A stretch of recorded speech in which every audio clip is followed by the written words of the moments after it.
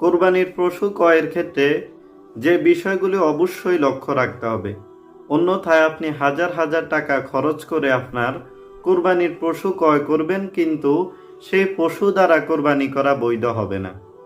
আজকে আমি উল্লেখ করব পশুর যে সমস্ত দোষ ত্রুটির কারণে ওই পশু দ্বারা কোরবানি করা বৈধ হয় না।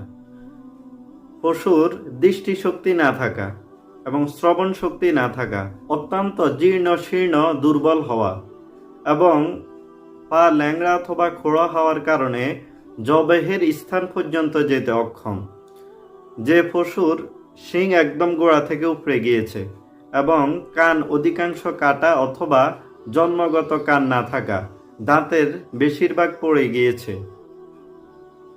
এবং পাগল হওয়ার কারণে, যে পশু পাগল হওয়ার কারণে ঘাস পানি ইত্যাদি খায় না।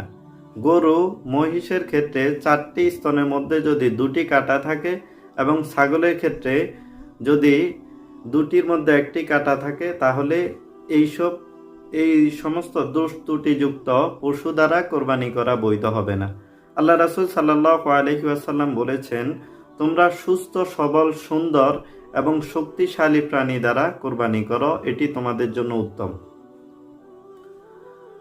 তো এরকম যাবতীয় কোরবানির যাবতীয় মাসাইল জানার জন্য আমার চ্যানেলটিকে সাবস্ক্রাইব করে পাশেই থাকুন। ইনশাআল্লাহ আগামীতে নতুন কোনো মাসালা নিয়ে আবার দেখা হচ্ছে।